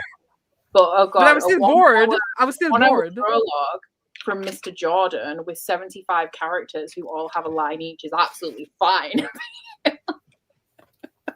But for some reason, this bored me. But Robert Jordan doesn't. So I don't know. That's There's something crazy. wrong with me. That is actually crazy. That is a you problem.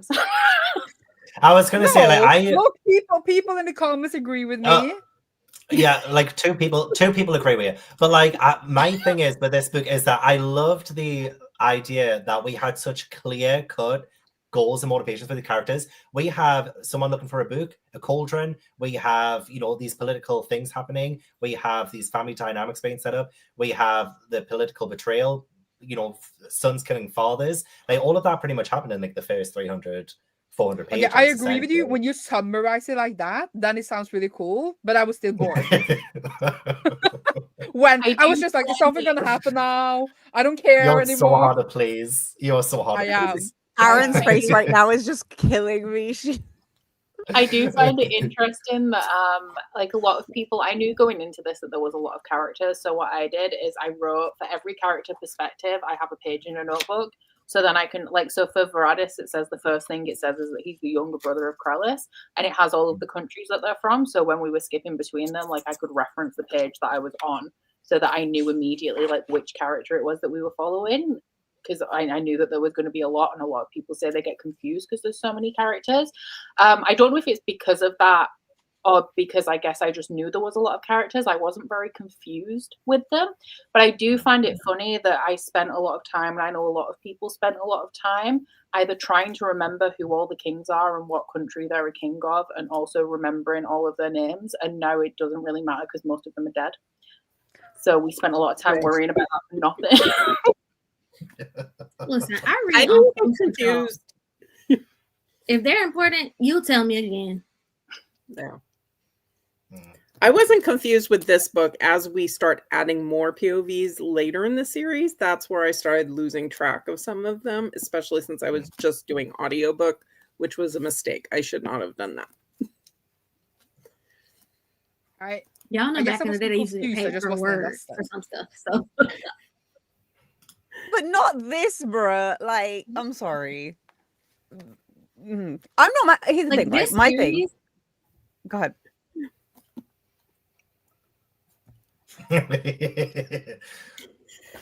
No, Queen, go ahead. Well, I was just gonna say is like, here's the thing. I don't hate long books. Because in the end of the day, regardless of some bits feeling really, really slow, and again, for me, it was like a 3, right? Because of how things have started off. And generally, again, like when things get into the nitty gritty, I'm like, you know what? I always stick around with things. I never quit a series.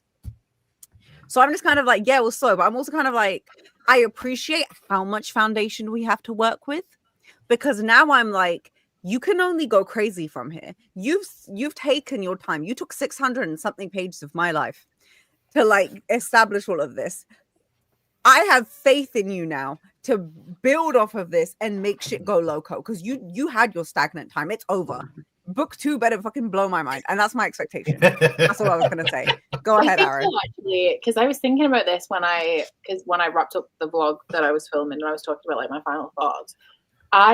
This reminds me a lot of the Realm of the Eldlings in terms of, and Game of Thrones, in that what this book has done is it has established the state of the world when nothing is happening. So if you realistically, and a lot of series do this, and I tend not to like them, we could have started this series at book 2. And it's like, oh, my dad died, the king's dead, I have to save the princess and put her on the throne. But instead, we spent a book knowing what the world was like when nothing was happening. And because of that, like, we actually care. Like, we actually care when Corbin's going to be like, oh, my dad's dead and the king's dead, because we saw it happen and we had time to get attached to him. And it's like how the plot of Game of Thrones is like, oh my God, who's the person who's going to sit on the throne? But in book 1, the king's still alive. Like, that's not an issue. So, like, the actual plot of the series doesn't actually start into the second book. And I find that generally that makes the series I actually enjoy more when that's the case. And even with Nethera as well. Like, come on, Sandra, come on, interrupt. Do what you do best. I was going to say that B says, but do we care? Because that was what I was going to say. Do we care? Yes. Yes. I don't. Yes. Okay. Right. Sandra, Look, you on an island. You've already read this series. You chose to read the series again and be here when you didn't like it the first time. I want friends. I'm just like Camlin. I want friends. But we do care, because we also get with Nethera as well, because, you know, if we only went into, like, say, book 2 with everything that's happened in Nethera's done what he's did, we can't get the complexities of what led him to that point. We didn't get to see what his relationship was like with his father. We didn't get to see him say, oh, all I've ever wanted to do was make you proud, kind of thing. So, like, I feel like this was so important in establishing the character motivations, character emotion. I mean, like, you had to care about Storm, at least. You had to care about some of the other characters by this point too. Like, I'm invested. Like, I want Corbin's family to live. You know, I feel for some reason I'm getting Stark vibes. Like, if any of them die, I'm genuinely gonna be so upset. And like, this was only like the first book, really. So like, I needed this for the investment. I needed it for the returns. Aaron had something to say before. Yeah, go ahead. I think it's pretty obvious, even when we think about the comparison. So, like, The Faithful and the Fallen is a classic fantasy series. Like, think about the things we've compared it to: A Song of Ice and Fire, I said it already. Realm of the Eldlings, Wheel of Time. Like, it is a classic fantasy with a modern narrative. That's kind of the pitch. So it's like, it is your classic fantasy, but it's not like super antiquated in the writing or like the representation, or it didn't go on for 77 books. So like, it's a classic fantasy, but the scope kind of pulls back more and more, because like, you have all these different areas of the world. Like, this is not like a country like UK. Like, if you read First Law, it's like a very small. This is a very large, like, landscape of people all over, and we're gonna traverse like the whole series. But you think you don't care? I was so when I read book 3, I was literally finishing. I was like in Mexico, and I took the last 2 books with me, and I was like, when I finish this, the way it ends, if the 4th book hadn't been out yet, I literally would have had to go to John Gwynne's house and get the manuscript for book 4 or whatever. Because what do you mean? What are you saying? Sorry, can I ask a question? And like, everyone else can ignore me, and it's up to Becca if she, like, Aaron actually responds. But I'm kind of curious, when you finished this entire thing, and this is an emotional question, it's not an actual question about how like it ended and stuff. But when you finished everything, were you satisfied by the ending? And not necessarily just emotionally, but like literally in the direction of how everything went. was it something like a conclusion that satisfied you? Oh, this is you going back to Absolutely. the thing where you say everything that we read is pointless. You know what? This isn't that. Okay, This isn't that. you were you were This is one satisfied. of my like top Cool. 4 series enders with Jade Okay. Legacy, Hero of Ages. Okay. This. So this is an incentive for everyone to continue this journey with us. Like, we're all in this together as the Wildcats. What team? Wildcats. And we're all in this together. We're going to read all of the Faithful and the Fallen, and it's going to be a fantastic time. And Of course, I'm I gonna also, read them. of course, I wanted to bring up something that Base said as well in the comments about like just not getting on with the writing. I totally understand that. Like, there was some moments as well, like especially with emotion, that I think was glossed over. Like, say when there was like the was it Frith and Dylan when they got like burned beyond recognition or something by like chapter 11 and stuff. Like, I didn't really feel a whole lot by that point. I still think it was like very, very early on with like being able to feel emotion towards it. Because Camlin was the one who set him on fire. Yeah. So like I think by that point it was maybe a little bit too early to like really get into like character emotion, because I thought that was also a little bit detached to me. Like, I do think sometimes the writing style wasn't my favorite either. So I totally like understand not loving it because of the writing. But I can imagine that John Gwynne just kept delivering like book by book and just improved. I imagine the groundwork is there. It's there. I think the last thing that we really have to cover is the magic. And I did have a moment when I was reading this that I was laughing because Zaf is always complaining that we don't read fantasy that actually has any magic in. And this also barely has any magic in it. Like, it's there, but it's like not. Why do you think it's a 3-star? You know? But yeah, what do we think? Because something that I actually keep forgetting about is even relevant in these books is these magical artifacts, which does Evnis have the book? Is he the one who found the book? And then Romar was looking for the hammer, which he found and then was killed for it. And then I think, because somebody mentioned in the comments earlier, like the giants didn't feel like they were a part of this story. And like, I agree. Like, it's like all of this stuff is happening that feels really tied together. And like Camlin's perspective ends up being more relevant because he joins like Brennan's side and stuff. And then you have people fighting giants in the corner. And like, while that's tied to like Nether and stuff, the actual fighting of the giants and all of that stuff isn't in the, like, it's not in the main thing that we're focused on for most of the time. It's like them following their own side quest over there while everyone else is being really political over here. So I do want to say though, some giant POVs soon. Oh, tea. Okay. Because in my blog, I said like, oh, I almost called them enemies, and I was like, well, actually, I'm not going to, because I don't know if they're enemies or characters. I just know that they're in the series.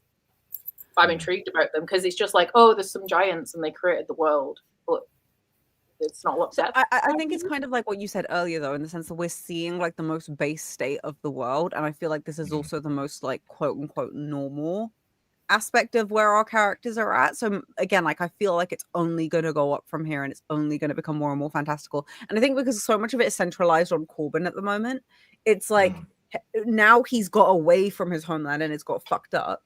He's going to now encounter situations that he never would have had to not. Like, he's going to finally be put into positions and locales potentially that he had no reason to go to, now that, you know, he's like his past is basically destroyed. So that's kind of the way I'm looking at it. So I'm kind of hoping that like, oh, the places that they go to, that's where like things get a bit more fantastical and whatnot. I've got a theory that it's a demon dancing. No, but I do kind of have a little bit of a theory, like with magic and elementals and stuff, because Brina does say that magic is a word the ignorant use to explain what they do not understand.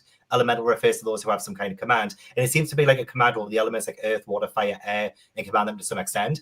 And there was so I feel like magic isn't going to be the whole like wave a magic wand, you know, sparkles and fairy dust, any of that. I don't think it's gonna be any of that. But I do remember early on when Rafe was bullying Corbin, when Corbin, it said a spark of fire deep in the pit of his stomach, sensation disappeared as quickly as it had appeared. So my theory is that maybe Corbin might develop this kind of magic. Maybe he is himself an elemental. Maybe people in this world we just haven't really seen too much of yet, and it will be explored later on. I don't know. But I don't know. I just found that interesting because the feeling of fire, I mean, obviously it could just be a normal response to getting bullied and like that anger, but the feeling went like as quickly as it came, and it just felt, I don't know, like I've got my eye on Corbin. I don't know if maybe there's like some kind of elemental thing going on there.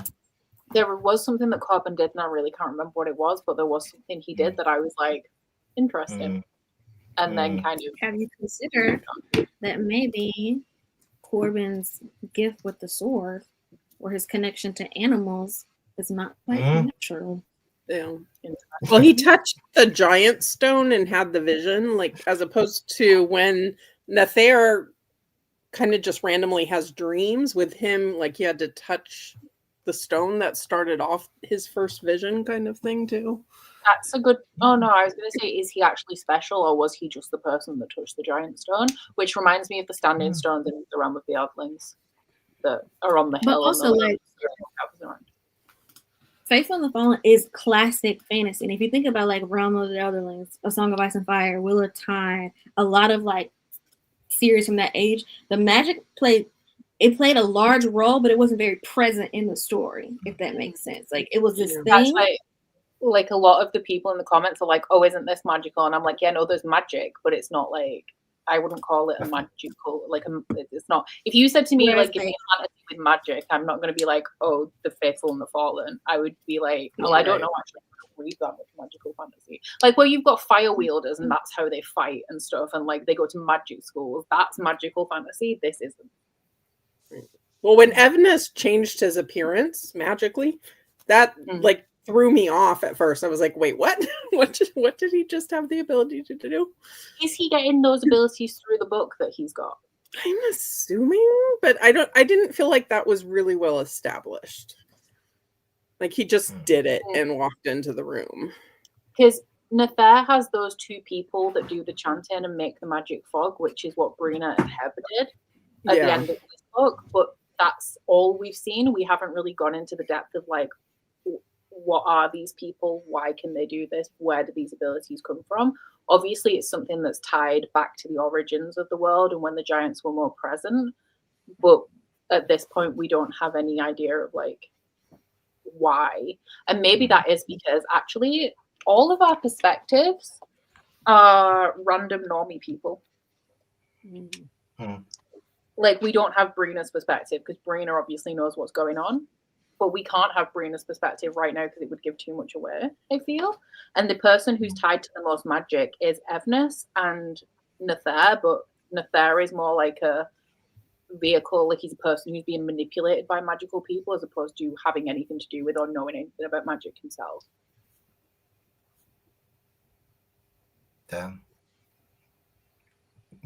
Can I just say like how smart I felt tonight? Like, this is the first time I've spoken like so intellectually about a book in so long.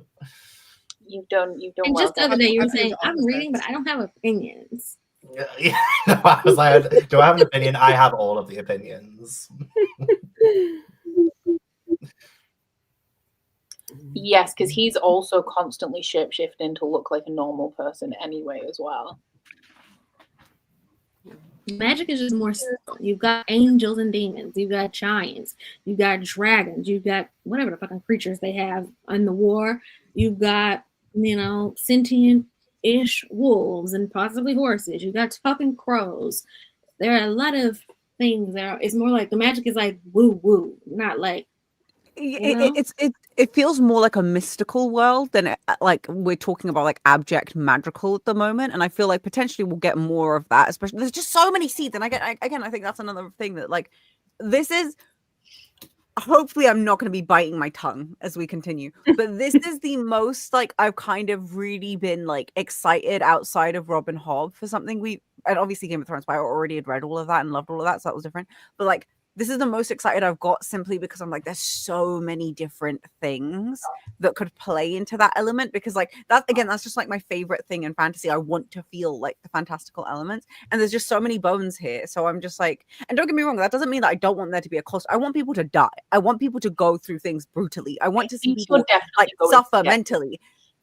Sorry? That's all I know about this series. All I know about this series is that there are giants and people will die. Yeah, Literally, so like- I'm excited about that, but I just like I love the idea of like if your fantasy be fantastical, like go there. So like I am this is the most hopeful I've been in a hot minute, so I guess we'll see how I feel when we continue. There's a lot of intrigue, and that's really what I look for. Like, I don't have to love a first book in a series to continue, but if I'm curious, if there's intrigue, I'm like, okay, I want to know. Because there are plenty of books where I liked it, but I'm like, there's no tie that I want answered to go on and read the rest. I think a lot of that is largely down to John Gwynne's writing style as well, because sometimes he'll write a line that is kind of foreshadowing. Like, say, for instance, I think one of the very first lines is him saying about Evness, what he was doing tonight would make him a traitor to his king. Or he'll introduce someone and be like, last time I saw him was the night my wife and son died. And he won't exactly tell you everything that is to do with that plot point or anything. Like, he does breadcrumbs, some like really cool, mysterious things. And I think all of that's kind of added up. Like, as a whole, I probably haven't found it as intriguing as something else. But with all of those breadcrumbs added up, I am so intrigued. I am genuinely fascinated. I'm more intrigued this time around than I was the first time I read it 3 years ago. So that's I definitely found it a lot more enjoyable this time around. It's I'm definitely optimistic about it. I mean, to be fair, aside from the first law, which was, it had its highs and its lows. It's not the best series we've done. I think the best series we've done will always be The Realm of the Elderlings, and I don't think that we could go from there. But yeah, like, we tend to have a decent track record actually with series, which is good.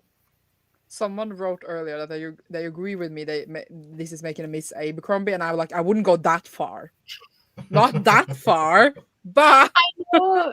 Stadium put in the chat something about being bored with this, and I'm like, I don't understand how all of the hardcore Wheel of Time fans are like, this is boring. Like, are you bored or do you not like it? Because they're not the same thing, and that's fine. But there's plenty happening, and there's lots of like character development. Like, Realm of the Elderlings works so much because even when nothing is happening, you care so much about Fitz. He is wrapped around your soul. You are so invested. Every slight against him feels like someone's cutting you with a knife and putting salt in the wound. Because I agree, you though. spent so much time with him. Yeah, but I love Realm of the Elderlings. Let me give y'all a little treat. Okay, so book 2 is my least favorite book in the series. Okay, let me start there. But that's mainly because it has the least amount of Corbin. So if you're a Corbin hater, you're gonna thrive. Let me tell you some of the POV chapters because the names are on there. First chapter you get is Uthis. He's a giant. Nice. You get Tuckle's POV. So I get to find out who he is. That's I good. don't think you know who Lycos is yet, but This is also, the king of the Raider people. you're going to go on some other places and like islands and different things like that. Have y'all had Fidel's POV yet? Mm-mm. Okay. Coraline. Oh, a woman. And Fidel is also a woman. Fidel is Nathier's mother. Oh yeah, that's right. Do we get back to Ventos, or do we only have one page ever from him? That I don't remember. The merchant What guy. was his point in his page? Wasn't his page just like, oh, that boy's got a wolf? That's weird. Well, no, No, he sent off a message to someone by bird. Like he had that bird with him, and he saw Corbin, and then he sent off a message. So I figure he has to come back in at some point. Yeah. I don't This is remember. Macklin's book, like 100%. Valor is Macklin's book. Okay. Oh, So, that's why I liked it. So when we finish this book, when we finish Malice, we do have a Corbin Farrell, everyone saying that they're going to Duncrin, the old giant ruins to lay low. Do we get, like, is that something that we get to see a lot of? They're not actually going there because what's the guy called? Halion said that there's no point because it'll be too easy for them to find them. They said to wait until Rin attacks Owain and then go and raise a force against Owain and claim the land back. So they're going to the place where he's from, which is Domain. Or something like that. Yeah. Yeah. So that's I missed that. far Well, as I'm aware, unless it's mentioned in passing, we have not heard anything about that place. We probably heard like the name of the king, maybe, or it was very early on in the book. But aside from that, we've never like revisited it at all during this first book. Oh, Well, sorry, I know can for someone- sure they wanted to put the princess there because that would be the place she'd be the most protected and tucked away. Question. So the book starts in not Everness is whatever the fuck how to say his name. Not his chapter, but like it starts in 1132, right? And then the book itself takes place over a year. So we end at 1133. Yeah, the whole But- series is 4 years. No, Okay. the book chapter 1, I think the 1140. prologue is like almost 10 years earlier, and then it's Yeah, that's 12 years 1138. before. Yeah. Yeah. And then it's Yeah. 1138 for actual chapter 1. Yeah. So if the book itself is taking place, so then it ends up at 1133. Wait a minute. Actual chapter 1 is 1139. 1140. Yeah, Wait, mine's 40? 1140. Wait, I might be doing math. My math is bad. Ignore me. I think Book you're two adding to the starts prologue in year, not to the 1142. start of the book year. Yeah, you're right. You are so correct, actually. I'm so bad at the way Excel does all my math to me. Okay, cool. Because then I was looking at the date that the thing starts, and like the chapter 1 here is 1142, and I'm like, oh, hold on. I was like going through it mentally. So, but isn't that like a year after the last book finished? We definitely get to 1141 in this book because I know at least Okay. 1 year passes. Exactly, but then the Yeah, next if one you're in starts the at UK, it's 1142. Valor with a U. If you're in the US, it's Valor with just an O. Oh, I did not realize Correct that. spelling. Yeah, I Girl, agree. please. It was a very I UK thing of agree. you to say. To be Back- honest, I don't have that much respect for this language. They colonized my people, so Well, they enslaved mine, so I don't have a dog in that fight, really. So 1142 is where book 2 starts. We're in the Yeah. winter of 1141 at the end of Malice. what's interesting is the perspective from which chapter 2 starts. And now I'm just like, I just want to go right into it. I'm so interested. There's a whole Wheel of Time book to finish first, though. That's Yeah, the for you. you. us, No, for us, you. First, if First Becca time. ever finishes. I have to read it with my if I'm not there, don't be surprised because it's like a 900-page book. There's no audiobook. And what am I supposed to do? What do you mean there's an audiobook? There's no audiobook in the UK. I think there's a licensing Oh. issue for book 12. Like there's no audiobook unless I see if I can find like an actual physical CD copy in a library somewhere. And I'm like telling not you, just like borrow someone's thing. Someone's thing. You did Oh, send me just lots of messages, but I was busy at the time and I was like, I don't even know what you're saying. So I just I was saying that I could purchase you the audiobook if you just give me your Amazon email address. That's what I was you telling said you. about Audible, so if you purchase me an audiobook and you try and transfer it to the UK in my UK account of Audible, it won't let me have it, right? No, but I was signed up for US Audible. Oh. Yeah, and you Just just go to hit the little flag, audible.com. change countries. No, it's no longer on Audible. It's not on Spotify. It's not on Script because I know the prequel was on Everand randomly, but none of the others are. It's not on BookBeat. It doesn't not exist. Just if you sign up to audible.com, you get a free credit. Use it on that. Okay. Just do it. You just type in audible.com. You can do it. I believe. Everyone's like, take my Audible. It's like everyone in the UK is like trying to find an American friend. I'm not American. I have Any it. system. No, Courtney, it's not on Libro either. It must be some sort of issue with either the license or the recording of it, but yeah, we don't have it right now. Honestly, even easier would be to just Do you get a know? Libby account and sign up online for a US library card. It's very easy. And You all keep saying that, but I haven't done it yet. I just did that, Becca. I signed up for the Queen's Public Library. I've Oh. got an annual subscription, and it was really easy. I can check to see if they have it. Yes, please. I just have a friend who It's the I just Gathering got Storm. loads of libraries from in Gathering. the US. I'm checking my library, and I'll just give you my Libby, and you just sign in and just listen to it. 3 of my Okay. libraries have a copy, so you'll be safe. Anyway, we're pretty much done with Malice now, so we should probably wrap this show up. 'cause Okay. We have no idea. Providing We've lost Zaf to reading the next book already. I'll just I'm leave sorry. it. I'm so invested in chapter 2. I'm sorry. I'll just leave her here and she can stay until she's done and update the chat as she goes. So providing we do the second Sunday, which is what we tend to do unless there's a specific reason that we can't, it will be the 9th of March. 9th of March. Anybody object at this current moment? I Is that Gavin's object. channel? Is that Gavin's channel? No, who's next? That's next, right? I think. I'm book Yay. 3. Which book are you Aaron's on? book 3. I think you're 4, Gavin. I'm 4, yeah. Yeah, and then I'm the last Sandra, one. Deb, and then me. So Zaf's next.